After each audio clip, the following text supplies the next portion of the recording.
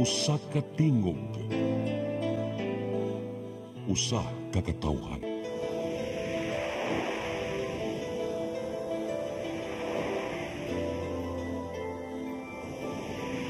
Cebu Catholic Television Network.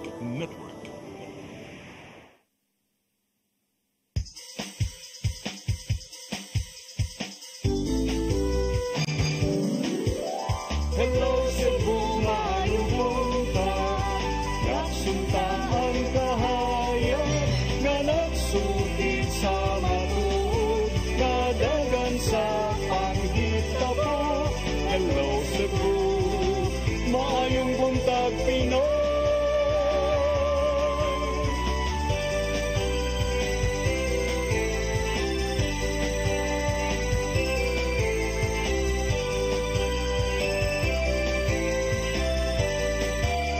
Ang katutulungan sa mga katawhan. Hello Cebu, hello Cebu, maayong buntag Pinoy, maayong buntag Pinoy, maayong buntag Pinoy. Hello Cebu, may buntag Pinoy. Adlaw karon nga Martes, pizza 26 sa buwan sa Nobyembre tuig 2024. Kami yung mga alagad sa kanginan. Ako si Malu Inocando Tabar. Ako si Attorney John Destacamento. Uban nimi hangtod sa alas 9 karong buntaga sa ato ang programa. Nya dili sa tamang padangan sa tong front pages ato sang unahon atong latest weather update. Hikis pag-asa maktan Sir Jomar Clarino. Good morning. Yes, ma'am. Good morning sa kanan. Ug sa atong tanan tigpaminaw kini itong latest weather update karong adlaw. Ang amihan nakaapekto sa Luzon, Northern Luzon ug kining intertropical convergence zone nakaapekto sa lalawigan sa Mindanao. Atong weather condition sa Visayas, lakip na ang probinsya sa Cebu, makasinati generally fair weather o naay mga patak-patak na mga pag-ulan ug kining mga localized thunderstorms. Hinay nga na sa kasarangan ng hangin masinati sa Visayas ug kadagatan, malinawan nga na sa kasarangan ng pagbalod. Temperatura sa Cebu 27 to 32 degrees Celsius, haring adlaw mo salop alas 19 sa hapon, dagat mo hunas alauna 44 sa hapon, motaob na alas 8:37 sa gabi. Philippine Standard Time alas 8:06 sa buntag gikan diri sa Mactan, Pag-asa Visayas, DOST Jomar Clarino. Sir Jomar. Yes, ma'am. Good morning. Yeah, good morning. So far, sir, batay mga gi-anticipate ng weather disturbances in the coming days or week? Yes, ma'am. So, nakita na to, wala pa tayo nakita na possible na bagyo or low pressure area. As of karon wala tayo gi-monitor na LPA, so ludo daw sa atong Philippine Area of Responsibility. Okay, thank you, Sir Jomar. May buntag yung tanan din sa Pag-asa Mactan. Ay, isa pa yun, ma'am. Nag-salamat. Good morning. Okay, maukad to si Sir Jomar Clarino gikan sa Pag-asa Mactan. Karon arita sa atong front pages sa mga pamantalaang lokal ug nasyonal atong sugdan sa Sunstar Daily. Sa Sunstar Daily, Garcia to CCMC donors give money directly to City Hall. Sa Super Balita, natagak gikan sa ika-12 nga andana sa hotel, patay. Sa The Freeman, Garcia on donation for CCMC, City Treasurer to keep funds. Sa Banat News, Taiwanese natagak sa hotel, patay. Nagbakasyon dinhi sa Sugbo. Sa Philippine Daily Inquirer, Marcos on VP rant, don't use Tokhang versus truth. Sa The Philippine Star, Marcos vows to fight back against threats. Sa Manila Bulletin, Marcos hits back at Vice President Sara's threat, says truth cannot be silenced. Og sa Tempo, Colonel found dead in Camp Aguinaldo. Mao katong front pages sa mga pamantalaang lokal ug nasyonal. Sa mong pagbalik ka may padangat kaninyo mga balita nga nahipos tong kaubanan sa CCTN News and Public Affairs team. Please stand by. Hello Cebu, hello Cebu, maayong buntag Pinoy, maayong buntag Pinoy, maayong buntag Pinoy. Discover the beauty of the Philippines.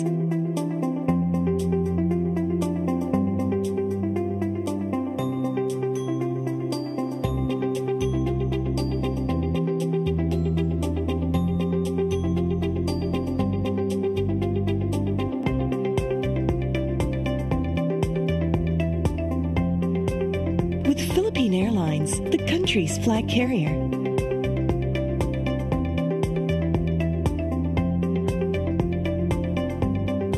The airline that lets you feel the warmth of the nation.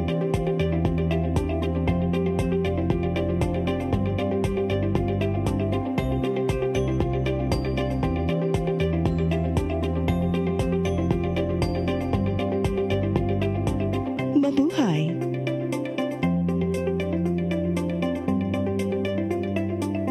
Start today. Unlock the secret to a healthier you. You're worth it. Health is wealth. Health Plus. Easy Flow and Health Lift Plus. Health is wealth. Hello Cebu, hello Cebu, maayong buntag Pinoy, maayong buntag Pinoy, maayong buntag Pinoy. Balik sa Hello Cebu, may buntag Pinoy ug karon sa itong mga balita. Nagunas itong mga balita karong buntaga, Cebu City Government ug Metropolitan Cebu Water District nagsabot kabahin sa bayranan sa paggamit sa City Hall Satellite Office. Mubayad ang kagamahanan sa syudad sa Subo ug kapin 400,000 pesos nga binuwang abang ngadto sa MCWD. Mga detalye sa report ni Crystal Joy Felerca. Nagpinirmahay og kasabutan ang Cebu City Government ug Metropolitan Cebu Water District bahin sa pagpagamit sa kontrobersyal nga City Hall Satellite Office. Gipaagi sa usa ka compromise og lease deal ang pagbutang sa pipila ka mga buhatan sa city government sa palibot mismo sa MCWD. Giuyunan nilang Mayor Raymond Alvin Garcia ug MCWD General Manager Edgar Donoso ang maong kasabutan karong adlaw sa City Hall. Kinahanglang gamiton ang maong luna pinaagi sa gisabutang bayranan matag buwan. Nasayrang mobayad ang Cebu City Government og kapin 419,000 pesos aron magamit ang ikaduhang andana sa annex building sa gidak-on nga kapin 2,000 square meters. Nasulod kini sa rental rate nga 186 pesos per square meter nga pinasubay usab sa mando gikan sa Commission on Audit. Nasayrang mitanyag ang MCWD og 700,000 pesos nga monthly rental rate alang sa operasyon sa satellite office. Layo kini gikan sa gipangayo sa Cebu City Government nga 200,000 pesos matag buwan. Napermahan sa duha ka habig ang maong kasabutan human kini gitugutan sa Cebu City Council sa miaging semana. Samtang mobayad usab ang City Hall og balig duha ka buwan nga abang sa maong building gikan Nobyembre hangtod Disyembre ning tuiga. Apil usab sa bayranan ang 1-month advance rental ug 2-month security deposit. Nahimong kontrobersyal kaniadto ang City Hall Satellite Office human gisitahan sa COA tungod sa pagpaayo nga adunay kakuwang sa kasabutan uban ang MCWD. Crystal Joy Felerca, CCTN News. Samtang Presidente Bongbong Marcos Jr. mitingog na human sa nahimong hulga ni Vice Presidente Sara Duterte sa milabayng weekend. Dili niya matud papalabyon ang bisan unsang matang sa hulga subay sa nagpadayong investigasyon sa confidential funds. Ang kasayuran ni hatod ni Gian Navarro.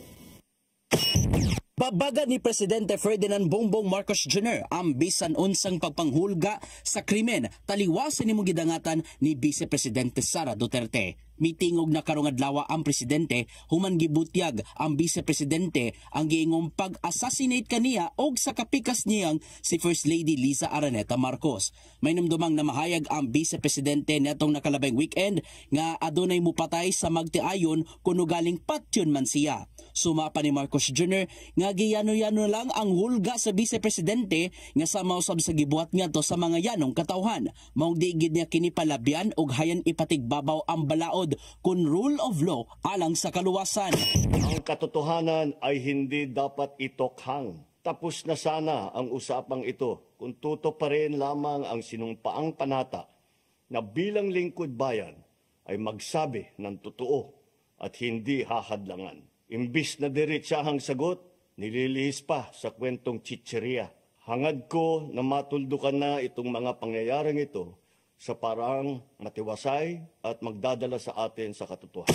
Namog na among issue subay sa nagpadayong investigasyon sa Kongreso bahin sa confidential funds sa Office of the Vice President o Department of Education. Gikwestiyon sa mga magbabalaod ang nimong paggasto sa minilyong pundo subay sa pagsukit-sukit sa mga questionableng acknowledgement receipts. Nisangput usab sa gingong pagmagay sa masakop sa Office of the Vice President ang pagdepensa sa maong issue. Maong nakita ni Marcos Jr. nga gilikoy lang ni Duterte ang maong issue pinaagi sa nahimong pagpasiatab. Sa nakalabay usab nga weekend, gi-question usab ni Duterte ang nimong saad ni Marcos Jr. niadtong election 2022 nga matod pa wa pagyud natuman.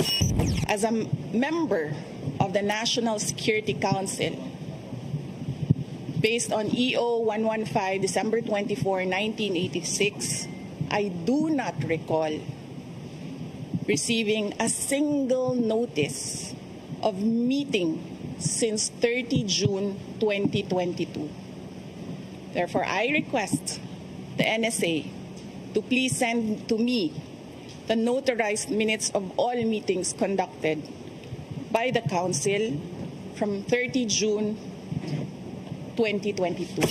Tungod sa gidangatan karon, gipahugta na ang seguridad sa Malacañang. Ingon man, bantay sarado ang mga lakaw sa presidente. Samtang gitun-ana sa mga otoridad ang paghimo og mga legal nga lakang, batok ti Duterte tungod sa nahimong pamahayag. Gian Navarro, CCTN News. Sa laing bahin, konsihal makig-alayon sa DPWH alang sa pagpatuma na sa joint inspection sa City Engineering Office kabahin sa nahugno nga riprap sa Dakbayan sa Mandaue. Ang kasayuran ihatod ni Mary Rose Sagarino. Kaganinang buntag na regular session sa konseho sa siyudad sa Mandaue, gikatakdang motambong ang DPWH 6th Engineering Office ug Zelridge Construction pagklaro sa pagkahugno sa riprap sa barangay Magikay niadtong Oktubre 29. Apan wala madayon ang appearance tungod gipospone na ang ilang pagtambong. Kaya ang kana man gud na among tay sa ordinance sa mangud sa kaning mga riprap mga kuan dia sa retaining wall na among standard na og 2 meters gino sa padong taas og riprap og 1.5 gino siya padong taas. Mana to inspeksyon og wala ba dili ba substandard no ang ilang mga existing. Giimbitar sa konseho pinaagi sa resolusyon ni Arcilia ang DPWH ug Zelridge aron pagklaro sa pagkahunlak sa portion sa riprap. Gi-schedule sila nga motambong niadtong Nobyembre 11 apan ipahibaw nga dili sila available sa maong adlaw. Nihangyo kini nga ibalhin sa pizza 18 apan adunay mga appearances nga naka-schedule sa konseho. Ang nahugno nga riprap kabahin sa 6,900 linear meters nga flood control project nga gipatuman sa DPWH sa milabay nga duha ka tuig sa Butuanon River. Kini proyekto ni Congresswoman Imar Yolole Papuano Dizon og gipunduhan og 127 milyones pesos sa tuig 2024. Kontraktor sa proyekto mao ang Zelridge Construction. Si Arcilia makigalayon sa DPWH alang sa joint inspection sa City Engineering Office sa tibuok flood control project pagtan-aw sa kalidad sa proyekto. So mao na para mahunong na tong pangutana sa mga tao kay gani daghan kay musig tawag ako or takes na dili ba kuyaw sa ilang pagkatugig kagabi yung kalituguan. Mary Rose Sagarino, CCTN News. Sa laing balita, unom ka barko nga nasangad sa kadagatan sa barangay Punta Inganyo, Dakbayan sa Lapu-Lapu, ipakuha sa lokal nga kagamhanan, subay na usab sa mando sa Coast Guard. Kinitungod kay ang maong mga barko nakahatag na og peligro alang sa kalikupan o sa panglawas sa mga residente. Ang kasayuran ni hatod ni Crystal Joy Felerca. Unom ka mga barko nga nasangad sa kadagatan nga sakop sa barangay Punta Inganyo, Dakbayan sa Lapu-Lapu, ang buot nga ipakuha sa lokal nga kagamhanan sa mas daling panahon. Kini mao ang MV Golden France, MV Golden India, MV Golden Gideon, MV Golden Bay, MV Golden King ug MV Golden Hope. Niadtong Nobyembre 12, gipadalhan na sa Office of the City Attorney og demand letter for removal ang tag-iya sa mga barko nga mao ang Golden Lines Incorporated. Kinihuman nga ang buhatan ni Mayor Junior Dahongchan nakadawat og komunikasyon ni adtong Oktubre 28 ning tuiga gikan ni Commodore Winel Azcuna, ang Commander of the Coast Guard District Central Visayas kabahin sa nasangad nga mga barko. Matod pa ni Attorney James Saison, ang City Attorney, nga nakasuwat sa komunikasyon nga nakahatag na kini og peligro sa kalikupan ug sa panglawas sa mga residente. Wa may ingon nga na oil spill but hazardous to the environment. So kita sa tourism city ni protect po ta sa ato ang environment. Kaya mo ba itong puhunan. Dugang paniya nga ang tag-iya na sa maong mga barko ang magbuot sa pamaagi aron sa pagkuha ni ini. Mamahimo kining ipaguyod o ipa-ship break. Apan kung ugaling ipaguba ang maong mga barko, kinahanglang musunod na sa insaktong pamaagi sa pagguba aron nga dili na mahitabo pagbalik ang nahitabo sa MV Diamond nga karon temporaryong gipahunong ang pagguba tungod sa giisyu nga cease and desist order ni Mayor Junard Hongchan ni adtong buwan sa Enero. If mag-shipbreak sila, then the city has to come in also. Okay, we don't want to have another incident like MV Diamond. Okay, ma-double whammy in down ang taga-Punta Eugenia. Matod ni Attorney Saison nga wala pa usab ni tubag ang maong shipping lines kanila. Sa pagkutlo ning balita, wala pa makuha og habig ang Golden Lines Incorporated. Cristel Joy Felerca, CCTN News. Sa atong katapusang balita, Taiwanese construction inspector na palgang wa nay kinabuhi human matagak sa hotel nga nahimutang sa North Reclamation Area. Mabolo Police Station mususi kung aduna bay foul play sa maong kamatayon. Ang kasayuran ihatod ni Arnold Bustamante. Usa ka lang yaw ang ituan nga natagak gikan sa ikandusing andana sa usa ka hotel sa North Reclamation Area habig sa barangay Mabulo at bang sa North Bus Terminal alaw na 40 sa kadlawon. Ang biktima gila nga si Liu Wenfeng, 52 anyos, Taiwanese national, gingong construction inspector sa Bafang Engineering Corporation dito sa nasod sa Taiwan ug kasamtangan nga nagpuyo sa Bayfront Hotel sa barangay Mabulo sa Dakbay sa Sugbo. Ang Mabulo Police Station nakadawat og alarma alas 2 ang takna sa buntag ug sa ilang pag-abot sa lugar naabtan nila ang biktima nga wala na kinabuhi sa kilid nga bahin sa building sa hotel. Tungod sa kataasan na hagbungan ini, nakaangkon kini grabe nga kadaot sa lawas kamay hinungdan siyang kamatayon. Mga dispatcher sa North Bus Terminal ang unang nga nakabantay nga doon may laggubo sa kilid sa hotel nga sa una nila nga pagtuo nga debris lang ang natagak apan silang pagsusi o sa diin ni katao. Dali sila nga nanawag sa security personnel og mipahibaw nga doon tao nga natagak silang building. Si Police Major Romeo Kaakoy Jr. ang hepe sa Mabulo Police Station 4 na kanayon nga nagpadayon pa ang ilang investigasyon kung doon na bay foul play sa kamatayon sa mga langyaw. Karon ma'am no, kaupam nga po na akong investigador dito na ngayon taog na nagaling CCTV footage para makita ko na to kung wala ba'y foul play, kung nilayak ba ito siya, matagak, or wala ba ito siya gitoyo o ano. So muna ato ang investigador to pangatbuhan karon. Informasyon nga nadawat ni Kaakoy nga grupo sila nga bisita sa Dakbayan Sugbo di nang kauban ni pulos mga trabahante sa ilang kumpanya sa Taiwan. Manguli na unta karong adlaw ang biktima uban sa mga kauban nga mga turista panatagak na hinuon kini sa hotel. Sulod sa kwarto sa hotel do na kini kauban nga duha ka Taiwanese national nga mihatag na silang pamahayag sa mga investigador. Actually kuan ni sila turista ra. 5 days ni sila kuyog ang iyang mga kauban sa company. Yan ni arrest as tourist. Mumuuli na ganyan sila pa. Parayan pa nga gisubay sa mga investigador kung milayat ba ang biktima o natagak kini. Arnold Bustamante, CCTN News.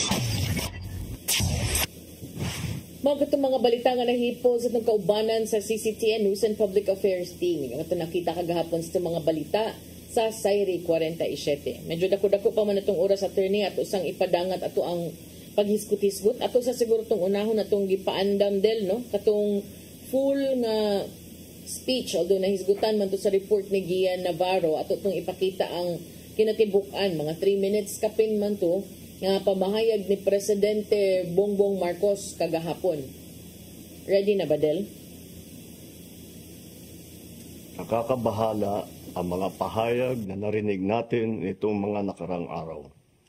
Nandyan ang walang pakundangang pagmumura at ang pagbabanta ng planong ipapatay ang ilan sa atin. Kung ganun na lang kadali ang pagplano sa pagpatay ng isang presidente, paano pa kaya ang mga pangkaraniwan na mamamayan? Yang ganyang kriminal na pagtatangka ay hindi dapat pinapalampas. Yan ay aking papalagan. As a democratic country, we need to uphold the rule of law. Ako, bilang pinuno ng Executive Department, at lahat ng mga nanunungkulan sa pamahalaan ay may sinumpaang tungkulin na tutupdin at pangangalagaan ang konstitusyon at ang ating mga batas. Kaya hindi tama ang pagpigil sa mga halal ng bayan sa paghahanap ng katotohanan. Hindi na sanang hahantong sa ganitong drama kung sasagutin lamang ang mga lehitimong katanungan sa Senado at sa House of Representatives. Ang katotohanan ay hindi dapat itokhang. Tapos na sana ang usapang ito kung tutuparin lamang ang sinumpaang panata na bilang lingkod bayan ay magsabi ng totoo at hindi hahadlangan. Imbis na diretsahang sagot, nililihis pa sa kwentong chicheria. Hangad ko na matuldukan na itong mga pangyayaring ito sa parang matiwasay at magdadala sa atin sa katotohanan. 12 taon din ako nanungkulan sa magkaparehong kamara ng Kongreso. Batid ko ang kapangyarihan iginawad sa kanila ng taong bayan at ng ating konstitusyon. Dahil dito, iginagalang ko ang kanilang gawain bilang isang independenteng sangay ng ating republika. Kahit ang buong executive branch, lahat ng mga ahensya ay hindi nakakaligtas at parating sumasailalim sa kanilang masusing pagsusuri. Bilang isang bansa, marami tayong mga paghamon na dapat harapin at mga suliraning dapat bigyan ng lunas. Sa kabila ng mga pambabatikos, nakatuon ang aking pansin sa pamamahala. Ngunit, hindi natin ikokompromiso ang rule of law. Kailangan manaig ang batas sa anumang sitwasyon, sino man ang tamaan. Kaya hindi ko hahayaan magtagumpay ang hangarin ng iba na hatakin ang buong bansa sa burak ng politika. Igalang natin ang proseso, tuparin natin ang batas, alalahanin natin ang mandato na pinagkatiwala sa atin ng milyon-milyon na Pilipino. Magtrabaho po tayo sa ikauunlad ng Republika ng Pilipinas at para matamo ang bagong Pilipinas. Okay, so 3 minutes and maybe 47 seconds mubura. Pero sa tanaw ni mo ato, attorney? I think the president sakto to ang iyang gibuhat nga dapig yun siya sa rule of law partner kay para nako you can never go wrong with the rule of law, and I don't think he had to fight fire with fire, although iyahang giingon nga he will mupalag siya ang mga active threats sa iyang kinabuhi. But I think the better way to go for him now, politically speaking, dili ko strategist, pero I think sakto ra sad to na ay angas, but then again naasay pagdapig sa constitution. From a PR perspective, I think it was well done because ang emotional outburst imuhang tubag og kanang calm and composed manner without even naming names, without balikas.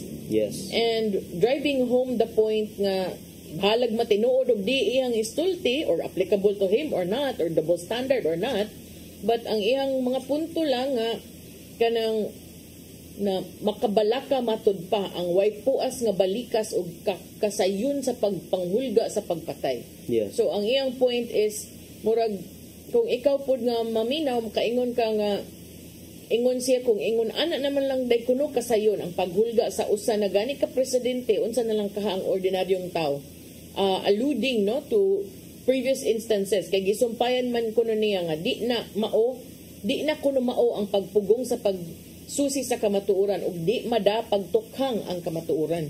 And we all know nga tukhang refers to the father, di ba? The previous administration's war on drugs. Correct. And I think this was or is the first time that President Marcos alluded to VP Sara's failure to appear in the investigations. Kay niingon siya nga kung mo tubag lang unta sa mga pangutana, kung ang mga legitimate kuno nga question sa Congress ila lang gitubag, nahuman na unta ni. Ingon siya nga dali ra unta kayo kung igo lang gitubag ug gisulti ang kamatuoran, humana unta nga way drama. Unya dili unta kuno babagan ang kamatuoran nga imbes kuno direktahon og tubag isimang naman hinuon kuno og tubag murag sa tiyang kwentong chicheria. So murag sa man entertainment inana kay murag pakapin popcorn. So kanang over the weekend no mo na kung gihusgutan kagahapon katong wala ka ingon ko nga while both of you when you were kanang at the in the prime of your relationship, sige kanang panguan ng mga supporters ninyo, pila mi ka milyon, however number that was, unity, ingon ko katong mga panahon nga nag-ayo pa yung mga buot, lami kayo mga kinabuhi, kamura may nangalipay, karon nga nagkagburuka na madihangan ng mga piloghasol ang tanan. So kanang nakaingon ko tutukan pa lang na ninyo mga problema, ang mga over the weekend, you guys are so busy fighting, nag-ilog mo bukog, kinsay sakto, kinsay bray, kinsay kamao. But, nabagoy, bisag usa ninyong duha nga naghisgot or and even your supporters nga niingon nga mag-people power ta or mag-amot-amot ta para itabang na to sa mga nabiktimas baha dito sa Luzon. Wa man nahisgutan. Ambot ni Harry Roque kasi naa siya ambag. Online. Wa man ganang pakita kay nagpaabot ang pulis kay may pangita siya. So nakaingon ko ba nga paita? Kanang mao na din ha ang punto sa tarungon og pili. Di man ta katagaan sa panahon pero karon ang uban bitaw maingon nga sa una sige mo panaway adtong Pinoy people power niya karon nanawagan mo people power. Wa ta gidapigan bisag asa ang uban maingon bisag kinsa pa presidente wa gyud mo kalipay. Wa man say perpekto nga presidente pero wa man sad na nagpasabot nga kanang abi kay naggagubot na muron mao na kung di ganahan kung maayo kay mo kamo ray nag-enjoy pero kanang mag-away mo maamo ang tibok Pilipinas. May pa adto nila mo sa Abiliana pahulman to na amot ato inos Mayor Raymond Garcia pahulma ra gud ni sila niya. Ato mo nito pag bugno mo pag sinagpaay mo ayo among nga ang Pilipin ang nasud nga Pilipino kay dagan pag trabaho unon. Lagi kay what if the tensions will further escalate partner ba because karon na mga rumors for a coup plot or daw gi-deny man ni Presidente Duterte nga ang iyang plano nga pag-adto sa Camp Aguinaldo to supposedly talk to the high-ranking officials of the military is not really to convince them to nga maghimo anang kudita pero nay mga inana nga mga rumors floating around na karon partner ba so dili ta gusto nga maabot ta diha nga punto partner nga what had been supposedly murag a united team in ani ang sangputan especially leading to the midterm elections and then now grabe pila to ka kaso ang giplanuhan sa DOJ nga i-file grave threats, sedition, disbarment versus VP. So ubay-ubay nga mga kaso ang posible nga pasaka. Gitanaw no nga posibleng ipasaka niya pero kanang mayon kag kudeta ba? Remember sa panahon ni former President Duterte daghan man kay nalakaran nga mga general kay si Bato from di ba Senator Bato de la Rosa before he became PNP chief. Daghan nalayatan ba? Oh. So di sa kakaingon nga solid ang military. So, kana lang good nga point. So, if you're saying, mo na gibuhat mo na, balik rin sa tas depende what colored lenses you're wearing. Red o green naman kuno rin ang color. Kani adto kay kuan man. Red and green versus pink. Pero karon red na versus green. So, mo na, it's just so sad to see that two highest ranking officials no sa gobyerno nga magin-ani mag-exchange og mag-barter o kining sa ilahang mga kuan partner ba isig ka paigo pero kini sakto to mga giingon partner nga kining balik ko sa katong maayo jud mo himog PR ang team ni Marcos because they chose to not fight fire with fire so to speak. Pero samok sad kaayo to ni sakto ra sad kay kanang samot og kagubot ba.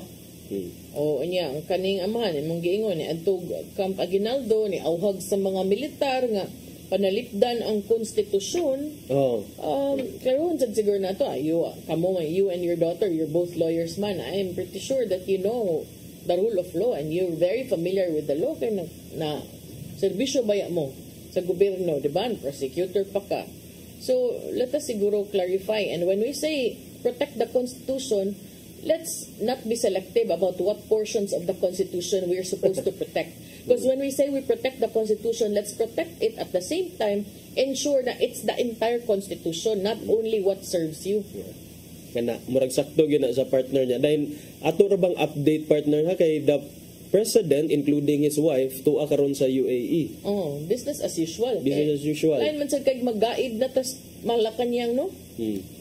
So, despite sa threat nga ipang giluwatan sa Vice Presidente, business as usual ang si Presidente Bongbong Marcos, although ang iyang trip ika-31 ni nga overseas trip niya since he assumed as president, gi-shorten ko ni iyang trip, although it was not explained ganong gipa-move an ang iyang trip dito. Could it be because of the threats nga giluwatan? It could be kay mintras init pa, ipasimmer-simmer lang sa sigurong sitwasyon. So tan-aw na to ang updates unya. Unya mo break sa daytag kadali kay ni lapas naman ditas oras. Balik mi human sa pipila ka painumdum, please stand by.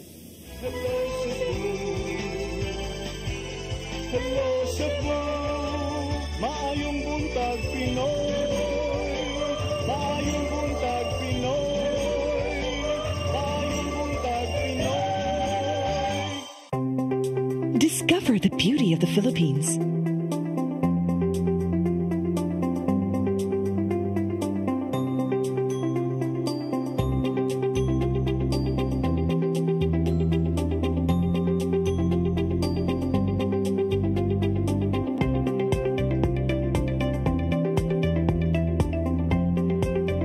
Philippine Airlines, the country's flag carrier.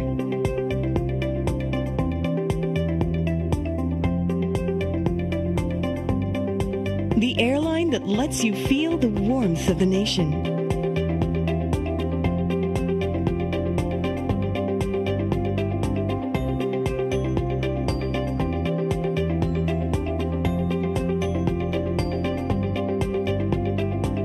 Mabuhay.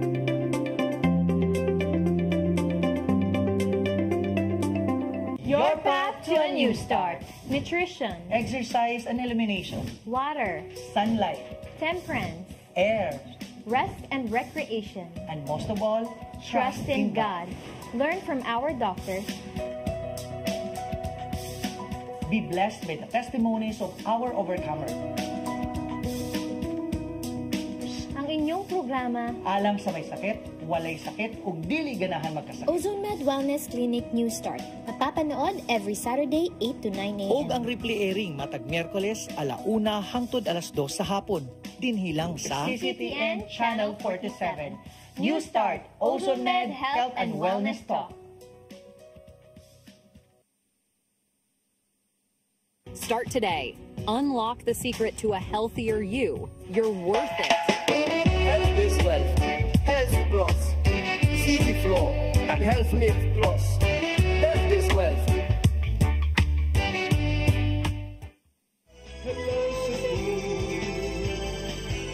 Hello Cebu, maayong buntag Pinoy, maayong buntag Pinoy, maayong buntag Pinoy.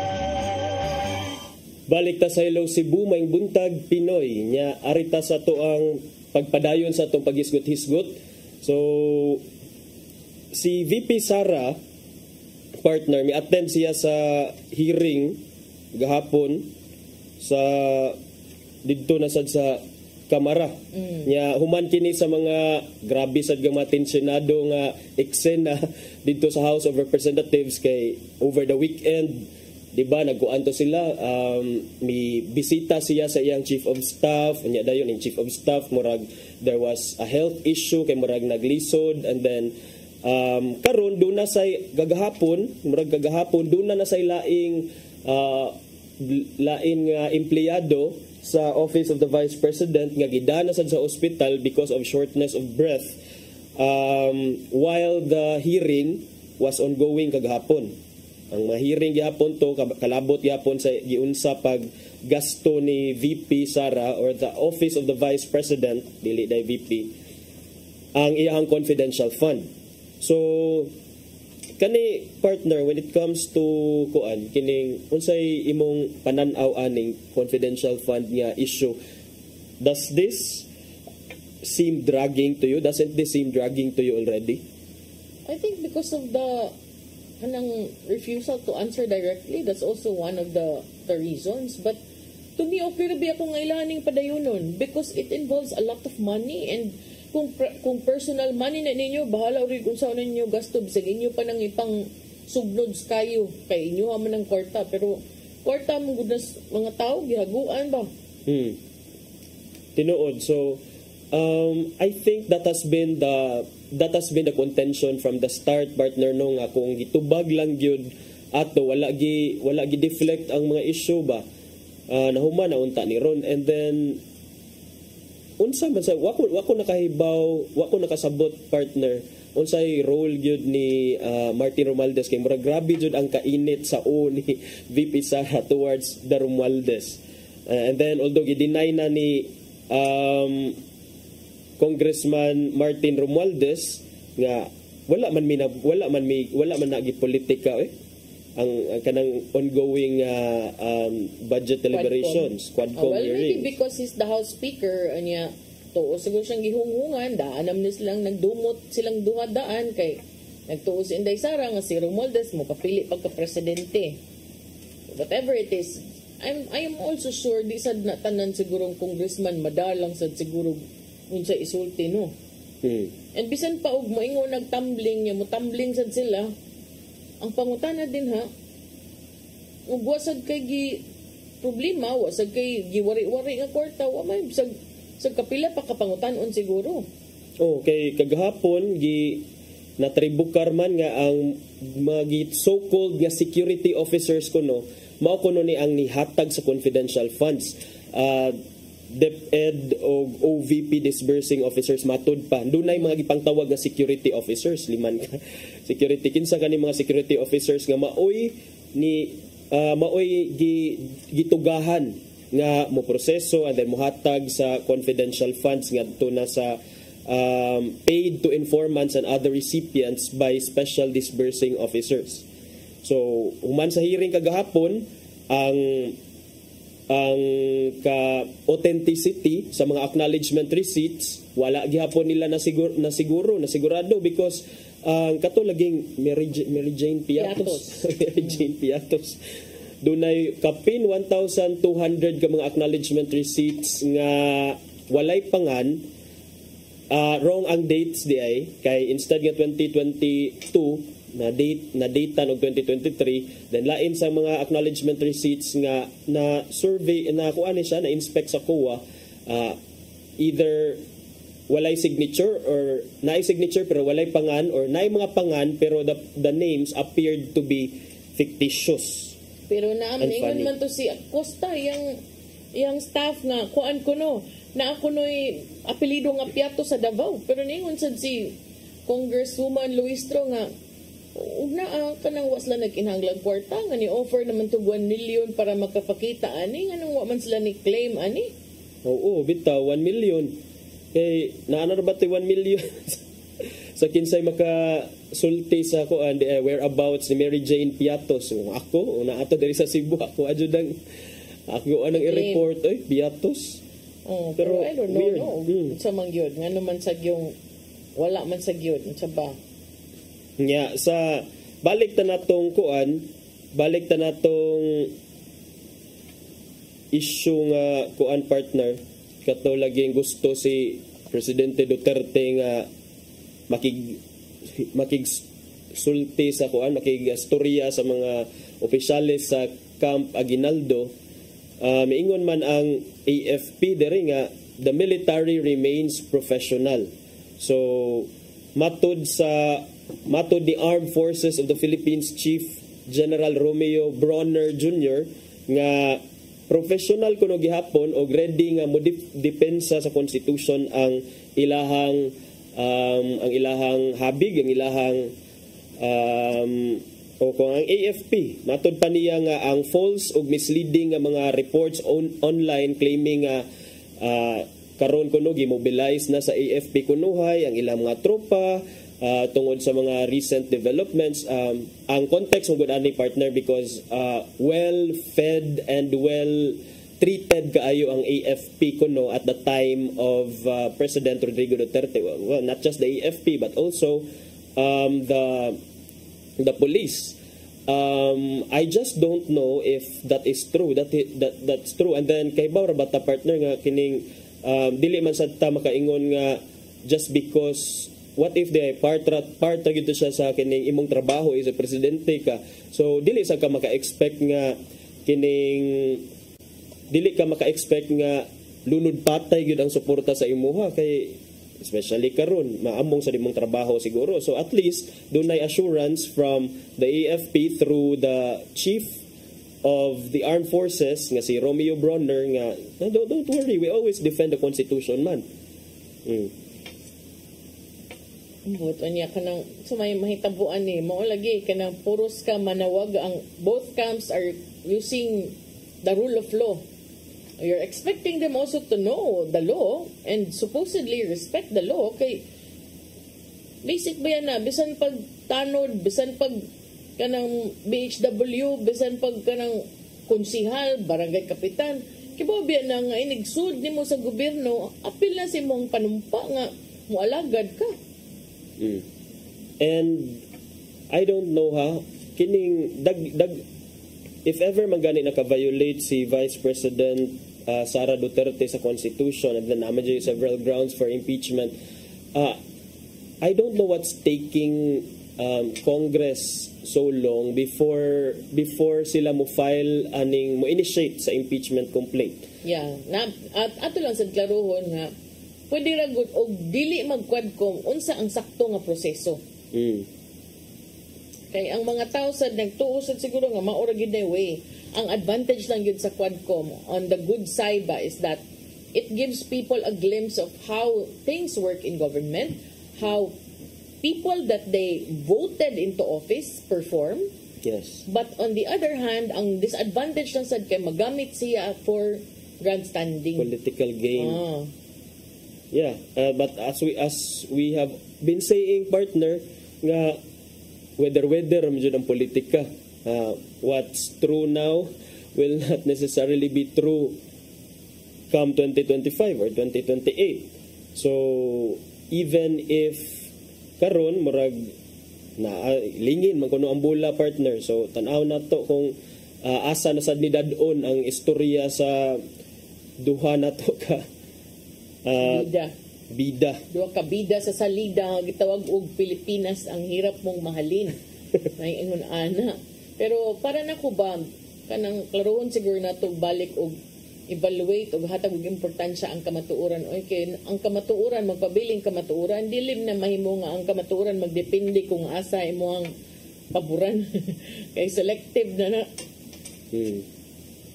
So for all it's worth, bahala lang siguro na political standing because nara na sa tao kung giunsa nimo pagtan-aw, is it grandstanding, is it not grandstanding, but at the end of the day dunay mga legitimate questions that need to be answered. Yes, and to me mas maayo na lang sad siguro nang mag-grandstanding ka kung sa imong pag-grandstanding nakakuha tag mga importanteng kasayuran kaysa nagpabilin kang nagpakahilom. Yeah. So kana siya. So at least kaning ni tumaw ni pakita si VP Sara balik sa hearing diha sa Quadcom ba ni? Quadcom ang EJK, no? Diha sa lower house. So at to paghatag og katin-awan sa kung giunsa gid niya giunsa niya gasto ang katong confidential fund, dako-dako to 125 million. And then I don't know kung unsay sangputanan ani. It could be nga dunay impeachment. It could be nga impeachment is in the works yun. Kay pabor man kaayo sa mga kongresista gud kay diha man gud mag-initiate, diha man gud ang impeachment complaint mag-initiate diha sa ilaha. So I think it's only a matter of time before a formal impeachment complaint is filed. Ako ara na siyang pangagpas. But do you think personally nga ang katong pamahayag ni Vice President Sara Duterte ni atong Sabados kadlaw, no, is it considered a threat? Was it threatening kung ikaw ang presidente, first lady? Yeah, katong the words may appear to be threatening because of the words nga gigamit, pero sakto ba siya giingon siya nga if ako patyon. So doon na siya proviso ba, doon na siya murag doon na siya kining nabitaw siya, o doon na siya kondisyon nga kung ako patyon papatay sa nintawana, pero I'm not sure if that's enough to overturn the threat nga iya yung gi-issue kay very specific man gud ang gi-issue sa nga threat alang sa tulo ka mga tawo gyud. And then wala siya gipakita sad nga pruweba, sige na siya ingon nga there are security threats there are threats to her life, which dapat sad equally in the spirit of fairness po dapat ato sa nang i-consider kay it could be true nga naadyoy do na joy mga threats to her life, but wala na niya gi-substantiate. On the other hand, ni diretso sa ingon nga mao ni mga tawhana ang dapat nato kuanon. Pero kanang kung naamang gani, I have not heard nga nagisgot murag katupasad ko nakadungog nga na threats. Diba? Kay murag before I don't recall nga ningon nga I have threats na pag-atubang, or maybe she refuses lang to acknowledge nga naingon ana, no?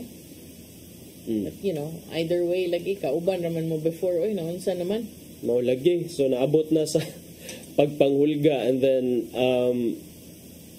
we know what the Dutertes are capable of. Even though dili na sila karon ang naa sa liderato because lahi na ang naa sa pangagamhanan, pero the Dutertes have been in politics for the longest time. Dito pa sa Davao and then karon, so kay bawo gini sila mo duwa. Marcoses also. So kana the Marcoses also. So tan-aw na to, battle of dynasties. Nakatong giingon nimo nga kung if that constituted grave threats, ang elements manggod tulo: intent to threaten, dayon ay unlawful purpose, dayon no lawful reason. So murag anha sa no lawful reason masangit dili ma-prove ang grave threats because niingon magud siya nga kung patyon siya. So pwede na siya nga kaning pwede na diha nga kaning gray area. So sa to ang tulo, there must be an intent to threaten.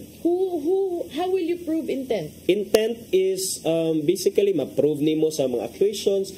You don't have to act on your intention, like for as long as the offender had the intent to make the victim fear for her safety or his safety. So okay na, that's enough already, partner, to constitute intention to threaten.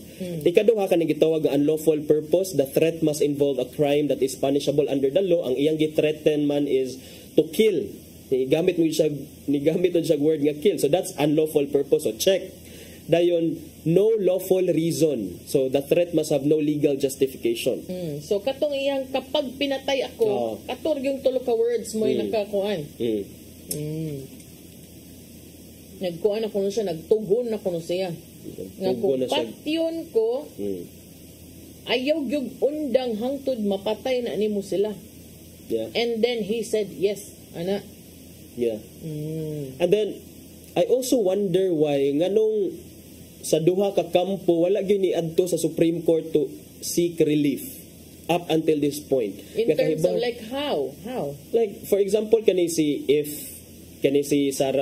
kampo ni Sara Duterte or ni former President Rodrigo Duterte, if they think nga kining namay ang usa sa mga grounds for kuan, partner, naman na gitawag a grave abuse of discretion.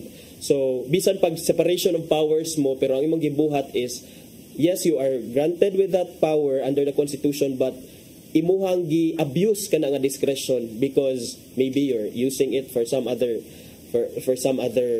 purposes, or bati ang imong intention dili gyud in aid of legislation. Pwede man ka moadto sa Supreme Court, ipa-stop na nimo ang Quadcom hearing if you really think you stand a chance or if you really have good arguments.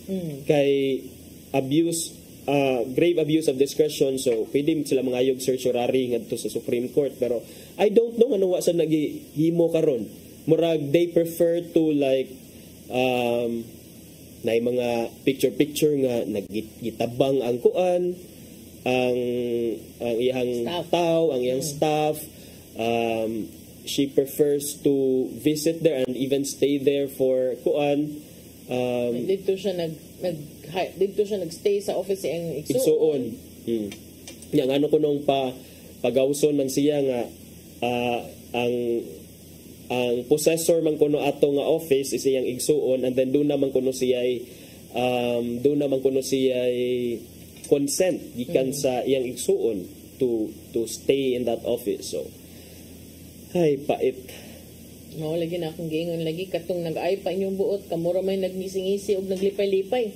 Nya karon nga nagtigi na mo din na nahasol na tanan. Ang mga nibutar ug wa nibutar may tatog ang nagantos ra katong sa kahasol katurang na nibutar ninyo pero pagan man tanan. So while nagtrukis mo din ha kinsa man ang mututok sa mga regular business unta sa ato ang nasod. Kay for sure, ang nibutar ninyo, wa man na nibutar para mag-away mo nibutar na kay sa pagtuo, nga kamugyod ang makahatag og bagong Pilipinas. Pero ang mga nibutar nila, for sure, naghilom-hilom na ni Ron. Di man, nagsaba-saba. Nagsaba-saba, gyapon? Oo.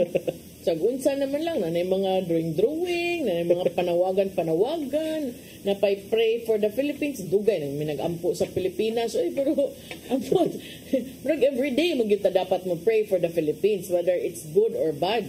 Pray. You can either pray to ask for something, but you can also pray to thank, no, for something. So, kanang dili siguro kay karon lang. Pero ampo ta pirmi. Pero karon murag mas maayod gahapon timing kayo ang giandam nila tay Dodong nga pulong og kinabuhi kay giyahan ang atong mga leader. Uy, nga mubuhat sila sa kabubuton sa Ginoo, dili kay kabubuton sa kaugalingong partido. Unsa ba? Sakto ra day kayo na timingan ni Tatay Dodong gahapon og isgot sa iyang pulong. Murag gipakaom. Nya, wanam tay oras attorney. Ato sa ning ipadangat ang andam ni Tatay Dodong aning pulong og kinabuhi.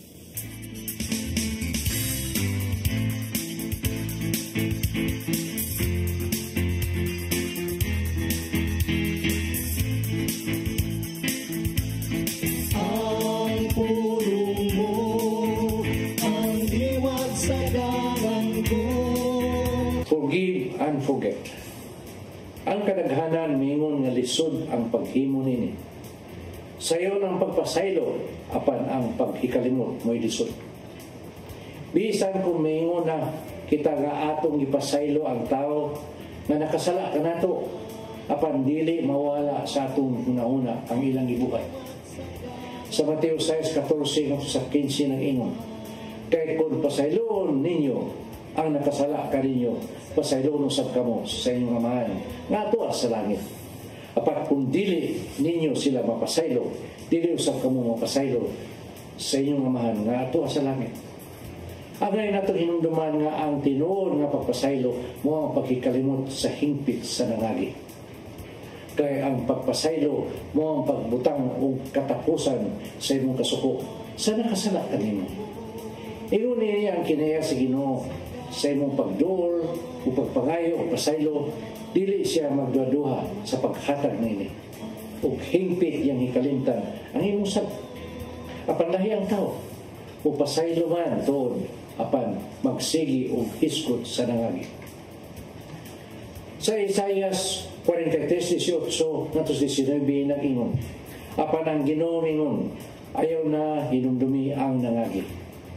Ni mamalandong kamo sa mga butang sa karaang panahon. Karon magbuhat ako og bago nga butang. Nan, dili ba klaro kayo kung unsay gusto sa Ginoo nga atong buhaton? Ang kagahapon iya sa kalimot. Ang hinungdanon mo ang ugma. Mayson, mo kini ang pulong na hatag ugya sa atong kinabuhi. Magampo kita. Nakitong naman, dili kami makapadayon sa unahan kung maghambing kami nining kaygot dinhi sa mundughan. Gusto namang ihatag ang pagpasaylo ngadto sa mga nakasala ka namo. Atagi kami sa imong grasya sa pagbuhat nila. Kining tanan, lang ito naman ang gipangayo, pinagi sa imong bugtong anak na si Jesucristo. Amen. Sama-sama sa anak sa Espiritu Santo. Ang pulong mo, ang diwat sa dalan ko. Pulong kinabuhi ni Tatay Dodong Limchua mo nagtapos sa tulumanon. Dagang salamat sa Philippine Airlines. Salamat sab kang Archbishop Jose Palma, Nanay Diana Limchua ug Tatay Dodong Limchua. Thank you, Sir Dennis Tabarg, itong mga kaubanan sa TOC, Sir Robert, Miss Inday, Sir Matmat, Miss Mabel ug Miss Joanne. Sir Michael, Sir Rodel, Sir Raymond, Sir Bruce ug Sir Ferdy. Salamat sa inyong papakiguban. Ako si Malu Inocando Tabar. Ako si Attorney John Destacamento. Uban ni may ugma o pag-usab sa ato ang programang Hello Cebu. Mayong buntag Pinoy. God bless us all.